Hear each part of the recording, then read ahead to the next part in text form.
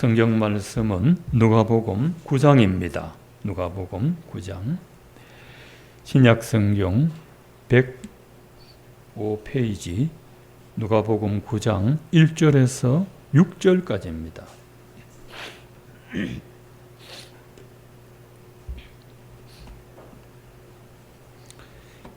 1절에서 6절까지 다 함께 읽으시겠습니다. 예수께서 12 제자를 불러 모으사 모든 귀신을 제어하며 병을 고치는 능력과 권위를 주시고 하나님 나라를 전파하며 앓는 자를 고치게 하려고 내보내시며 이르시되 여행을 위하여 아무것도 가지지 말라.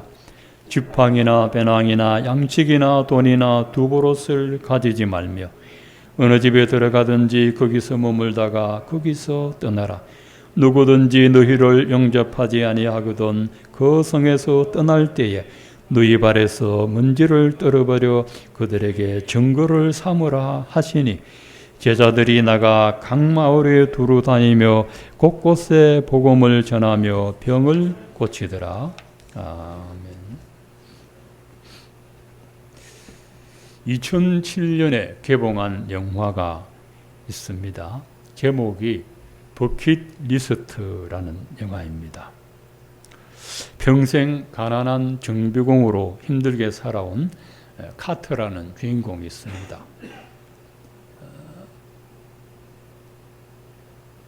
모건 프리먼이라는 유명한 흑인 배우입니다. 또 한 사람의 주인공은 있는데 이 사람은 성공한 사업가이기는 한데 괴팍한 성격 때문에 아무도 주변에 없이 외롭게 살아오는 에드워드라는 사람입니다. 우편 배달부는 배를 2번 눌린다 하는 주인공 잭 니콜슨이 이 역을 맡았습니다. 한 사람은 가난하고 한 사람은 사업가입니다. 근데 두 사람 다 시한부 선고를 받고 병원에서 우연히 만났습니다. 이 두 사람이 죽기 전에 꼭 하고 싶은 일 10가지를 정했습니다. 장엄한 광경을 보고 낯선 사람 도와주고 눈물 날 때까지 웃기, 또 카레이싱, 미녀와 연애하기, 문신 새기기, 스카이다이빙, 로마, 홍콩, 피라미드, 타지마할 관광하기, 오토바이로 중국 만리장성 질주하기, 마지막 10번째, 아프리카 세렝게티에서 호랑이 사냥하기. 아프리카에는 호랑이가 없지만은 10가지를 정했습니다. 이걸 버킷리스트, 죽기 전에 꼭 도전해보고 싶은 것. 버킷은 사형수를 목을 매달고 밑에 바가지를 발로 탁 찰 때 그걸 버킷이라. 죽기 전에 할 순서들, 그게 버킷리스트라고 합니다. 여러분에게도 죽기 전에 꼭 도전해보고 싶은 버킷리스트 아마 있을 겁니다. 안 가본 거 가본다든지 못 해본 거 해본다든지 아마 있을 거예요. 여러분 저에게도 있습니다. 만약에 예수님께서 우리가 죽기 전에 할 수 있는 일 한 가지를 하라고 한다면 그게 뭐겠습니까? 오늘 말씀에 나와 있는데 하나님께 범죄한 영혼들에게 생명의 복음 전하는 일일 겁니다. 아마 이가 예수님께서 우리가 살아있는 동안에 꼭 하기를 원하는 일입니다. 마가복음 8장 38절에 보면 천하보다 귀한 것이 영혼이라 사람이 온 천하를 얻고도 생명을 잃으면 무엇이 유익하겠느냐 하셨습니다. 인간의 영혼이 정말 소중하기 때문에 하나님께서 인간이 할 수 있는 가장 위대하고 가장 시급한 일은 죄로 인하여 죽은 영혼에게 복음 전하여 구원받게 하는 것입니다. 2번 생각할 게 없습니다. 예수님이 세상에 오신 목적도 범죄한 영혼 살리려고 오셨습니다. 예수님도 12 제자를 전도자로 보내셨습니다.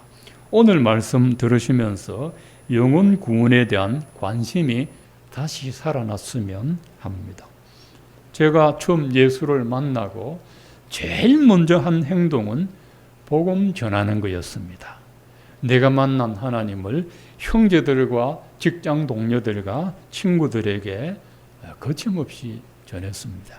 지금 목사가 되다 보니까 이 만남의 폭이 줄어들어서 주로 성도들을 상대하다 보니 이제 불신자 아는 사람이 점점 멀어져 갔습니다. 그러나 누구든지 복음 전해야 한다는 것은 피할 수 없는 사명입니다. 예수님께서 제자들을 보내시면서 그냥 보내지 않고 능력을 베풀어 주셨습니다. 제자들에게 영적인 능력을 베풀어 주셨습니다. 1절에 보면 귀신을 통제하는 능력을 주셨습니다. 예수님 당시에는 귀신 들림이 현상적으로 나타났습니다. 귀신에게 사로잡혀서 어떤 행동을 하는데 지금은 그런 사람이 과히 많지 않습니다. 그런데 왜 오늘도 이 말씀이 우리에게 적용이 되느냐 하면 아담의 불순종으로 범죄한 인간의 마음을 기본적으로 귀신이 장악을 하고 있습니다. 귀신은 사람의 마음 속에서 복음을 듣지 못하게 하고 들어도 깨닫지 못하게 하고 깨달아도 믿지 못하게 합니다. 귀신의 집은 사람의 마음이기 때문에 인간의 영혼 속에 들어옵니다. 그래서 예수님은 전도자에게 귀신 제어할 능력을 입혀주셨습니다. 다음으로는 병 고치는 능력을 주셨습니다. 단순한 의료 행위가 아니라 예수님 능력으로 질병을 고침으로써 복음을 받아들일 수 있는 그런 전초 작업을 하는 것입니다. 또 제자들에게 영적인 권위를 주셨습니다. 예수님 제자들은 그이가 갈릴리 어부입니다. 평범한 사람들입니다. 설득력 있는 권위 있는 사람도 아닙니다. 그러나 예수님은 이 제자들에게 아무나 대적하지 못할 영적 권위를 주셨습니다. 베드로는 탁월한 학문이나 사회적 지위가 없지만 베드로가 전하는 이 복음에는 능력이 나타났습니다. 사도행전 3장을 보면 성전 미문 앞에 안전뱅이가 앉아 있는데 늘 구걸을 하며 삽니다. 베드로와 요한이 그 사람을 보고 금과 은은 내게 없거니와 내게 있는 이것을 너에게 주노니 곧 나사렛 예수 그리스도 이름으로 일어나 걸으라 할 때 이 사람이 일어나 걷기도 하고 뛰기도 하며 하나님을 찬양했댔습니다. 베드로와 요한에게는 금덩어리 은덩어리는 없지만 그리스도가 있었습니다. 사도행전 4장 13절에도 베드로와 요한이 거침없이 복음 전할 때 유대 종교 지도자들이 붙잡아 놓고 위협을 했습니다. 그들이 베드로와 요한이 담대하게 말함을 보고 비난할 말이 없는지라. 이 사람들 다 유명하고 똑똑한 사람들입니다. 그런데 베드로와 요한이 담대히 복음 전함을 보고 어떻게 비난할 게 없더라, 비난할 건수가 없더라는 겁니다. 예수께서는 우리가 복음을 담대히 전할 수 있는 영적 권위를 주십니다. 그 다음에 큰 두 번째로 예수님은 제자들이 전도할 때 필요한 장비를 준비하게 하셨습니다. 자, 지팡이, 먼 길을 갈 때 그리고 짐승을 쫓아낼 때 사용하는 도구입니다. 이 지팡이. 근데 가져가지 마라 합니다. 배낭, 주머니입니다. 옛날에 수도사들은 또 철학자들의 순례하면서 구걸하며 얻은 양식을 배낭에 넣고 다녔습니다. 예수님은 이 제자들이 구걸하는 사람들로 오해받지 않도록 동량 주머니 가지고 다니지 마라 말씀하셨습니다. 또 먹을 양식, 돈 준비하지 마라. 옷도 한 벌만 가져가라. 사람에게 기본적으로 필요한 것들도 예수님 가져가지 못하게 하신 이유는 복음 전하러 다닐 때 먹고 입고 자는 문제는 염려하지 마라. 하나님 나라 복음을 위하여 살면 내가 채워둔다는 약속입니다. 마태복음 10장 10절에도 여행을 위하여 배낭이나 두버롯이나 신이나 지팡이를 가지지 말라. 그 이유는 일꾼이 자기 먹을 것을 받는 것이 마땅함이니라. 복음의 일꾼은 복음으로 말미암아 살리라 하셨습니다. 사도 바울도 고린도 교회 편지를 쓰면서 복음 전하는 자는 우리가 너희에게 신령한 것을 주었은즉 육의 것을 받는 것이 마땅치 아니하냐라고 했습니다. 누가복음 22장 25절에 보면 예수님이 제자들에게 말합니다. 내가 너희를 전대와 배낭과 신발도 없이 보냈을 때 부족한 것이 있더냐? 이르되 없었나이다. 제자들은 예수님 말씀 순종하니까 옷 한 벌만 가지고 돈도 양식도 많이 준비 안 하고 지팡이 배낭도 준비 안 하고 갔는데 부족한 것이 없었다는 것입니다. 이게 하나님께서 최고 주신 겁니다. 세상에서 가장 소중하고 위대하고 긴급한 일을 하고 있는데 그 대장 대신 예수님이 팔짱 끼고 있을 리가 없죠. 또 예수께서 장비를 준비하라 하지 않은 이유는 육신적인 피로를 준비하기 위해서 많은 시간 낭비하지 말고 범죄한 영혼을 찾아가서 복음 전하는 것이 더 시급하다는 말씀입니다. 우리가 살다 보면 물질적이고 육신적인 것을 위해서 시간과 돈을 많이 낭비할 수밖에 없습니다. 우리가 몸을 가지고 살기 때문에 그렇습니다. 그러다 보면 영적인 일에 우리가 등한히 할 수 있습니다. 예수님은 전도자에게 영적인 능력 주시고 필요한 장비 예배해 주시고 마지막 세 번째로는 전도 현장에 갔을 때 어떻게 전도해야 되는지를 가르쳐 주십니다. 4절과 5절에 보면 어느 곳을 가든지 복음을 받아들이는 곳에 머물러 있거라. 예수님 때는 사람들이 어디를 방문하면 나그네 대접합니다. 이스라엘 사람들은 나그네 대접을 참 잘합니다. 그 이유가 구약의 율법에 있습니다. 너희도 애굽에서 400년 동안 나그네로 있었기 때문에 나그네 대접을 잘하라 했습니다. 나그네를 잘 대접하는데 제자들이 가서 복음을 잘 흡수하는 곳에서는 열심히 복음을 전하라. 사람들이 복음을 다 받아들일 때까지 거기 머물면서 복음을 전하라 하셨습니다. 그러다가 혹 너희를 거절하거든 그 성을 떠날 때 너희 발에 먼지를 떨어버려라. 먼지. 자, 이 먼지는 옷이 더러워서 발이 더러워서 떨어라는 뜻이 아닙니다. 유대인들은 이방인 지역에 들어갔다가 나올 때 발에 묻었던 먼지를 떨어냅니다.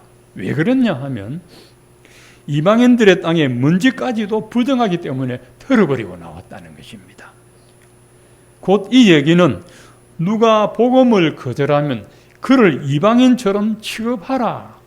이방인은 불신자를 말하는 겁니다. 하나님을 믿지 않는 사람을 말합니다. 복음을 거절했기 때문에 하나님 백성이 아님이 증명되었다는 뜻으로 문제를 털어버리고 나왔습니다. 바울과 바나바가 안디옥에서 전도할 때 유대인들이 극렬하게 반대를 했습니다. 바울은 안디옥에서 더 이상 복음 전할 수 없다는 판단을 하고 이렇게 말했습니다. 너희가 영생을 얻기에 합당하지 않은 자로 자처하는구나 하면서 유대인들이 보는 데서 이런 행동을 했습니다. 두 사람이 그들을 향하여 발에 티끌을 떨어버리고 이고니온으로 가거늘 했습니다. 유대인들인데도 예수님 복음을 거절하니 오늘부터 너희는 이방인이다 하면서 발에 먼지를 떨어버리고 다른 곳으로 전도하러 갔습니다. 그러다가 바울이 고린도에 갔을 때도 이런 일을 경험했습니다. 바울이 하나님의 말씀에 강하게 붙들려서 유대인들에게 예수는 그리스도라고 분명히 증언했는데 유대인들은 바울을 대적하며 비방했습니다. 사도행전 18장 6절에 보면 그들이 대적하여 비방하거늘 바울이 옷을 털면서 이르되 너희 피가 너희 머리로 돌아갈 것이요 나는 깨끗하니라 했습니다. 너희가 복음을 거절한 대가는 너희가 받을 것이다 라고 했습니다. 예수님의 복음을 영접하면 누구든지 한 식구고, 예수님 복음을 영접하지 않으면 한 가족일지라도 영적으로는 이방인입니다.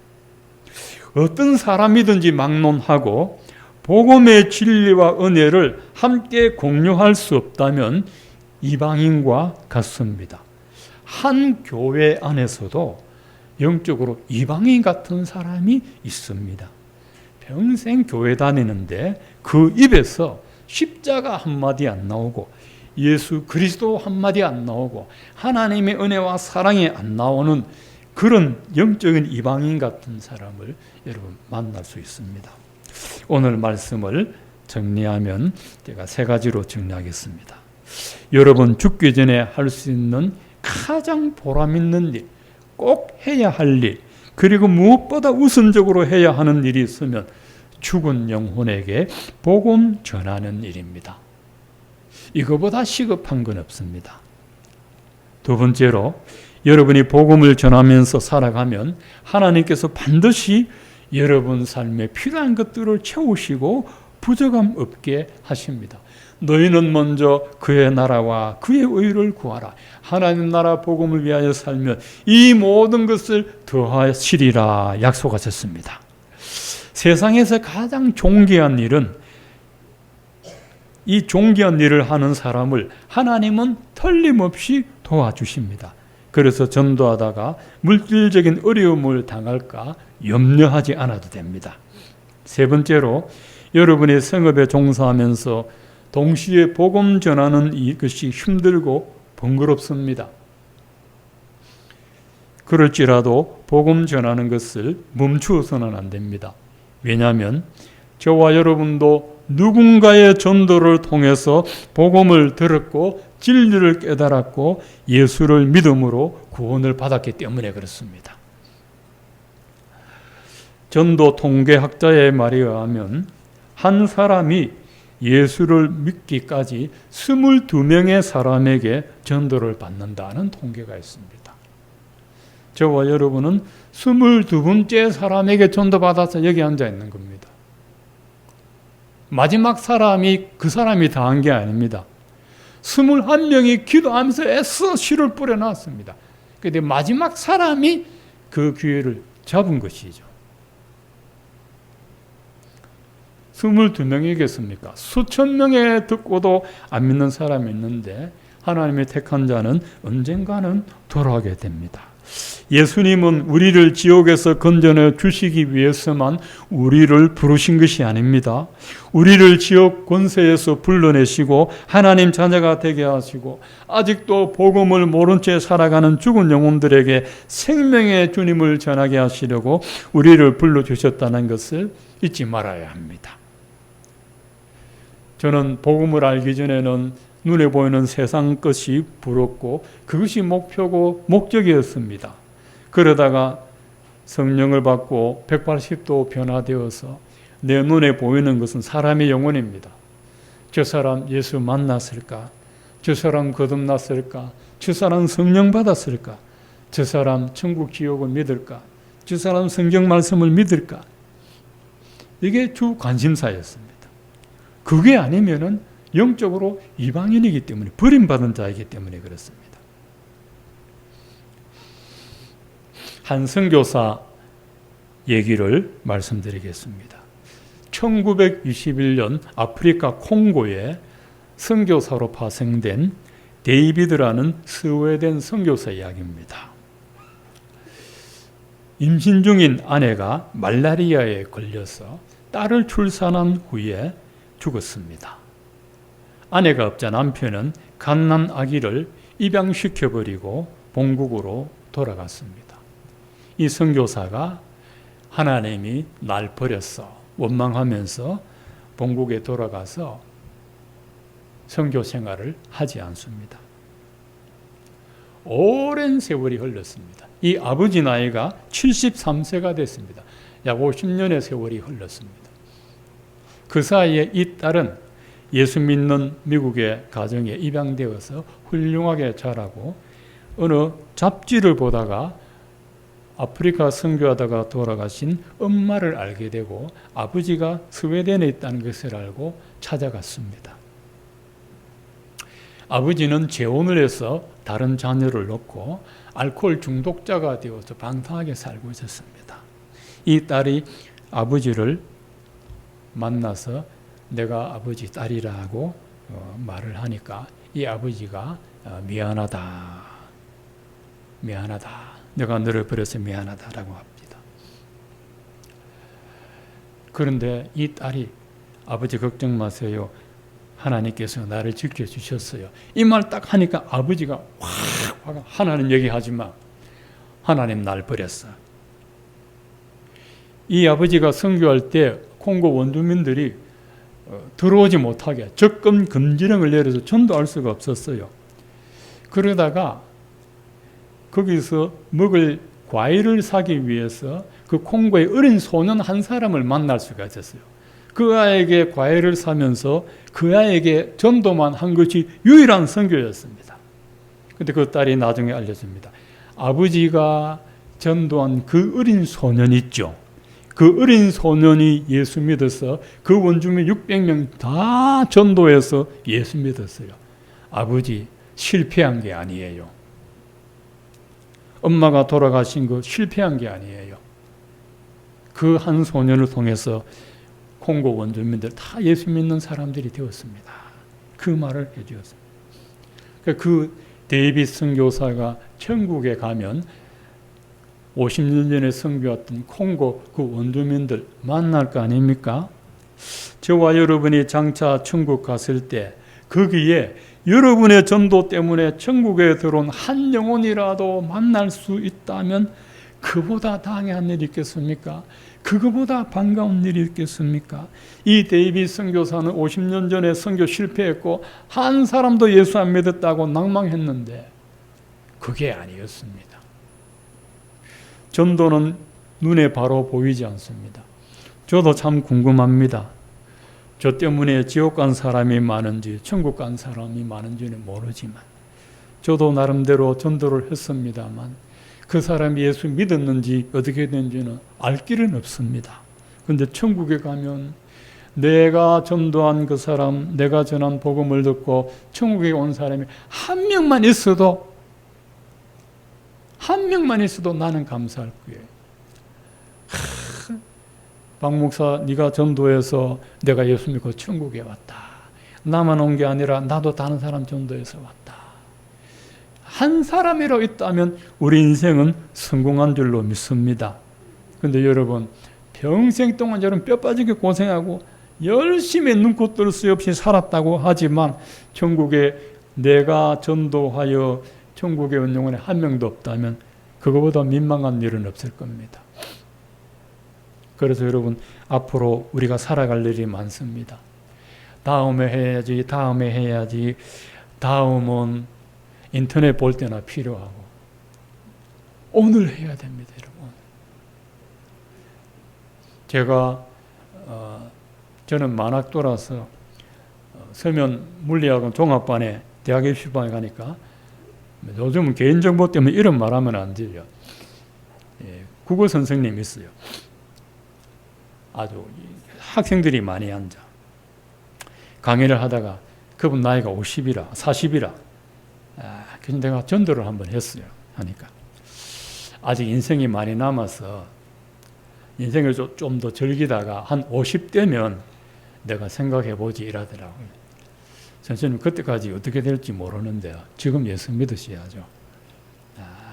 했는데 그 봐요. 50대 예수 믿는다고 누가 장담할 수 있어요? 어떻게 될지 모르는데 멀쩡한 사람이 코로나 백신 맞고 가다 가버리는데요. 알 수 없는 겁니다. 어디서 코로나 확진 받아가지고 나을지 죽을지 알 수 없는 일이고 여러분 자동차 타고 가다가 음주운전자한테 들이받쳐가지고 어떻게 될지 아무도 모르는 일입니다. 우리 앞일은 아무도 몰라요. 그러니까 오늘이라고 하는 이 시간이 마지막 시간입니다. 예수께서 제자들을 12명을 밤새 철학기도하고 12명 불러가지고 훈련시켜가지고 가서 복음 전하라 하셨는데, 지금도 예수님은 똑같은 방법으로 복음 전할 겁니다. 사람을 불러다가 천국 복음 알게 하시고 너 가서 복음 전해라 하실 텐데, 오늘도 여러분 이 전도 명령은 예수님이 주신 겁니다. 마태복음 제일 마지막 장 마지막 절에 너희는 가서 모든 족속으로 제자를 삼아라. 가서 복음 전하여 예수 믿게 해라. 내가 너희에게 가르쳐 분부한 것을 지키게 하라. 세상 끝날까지 내가 너희와 항상 함께 있으리라.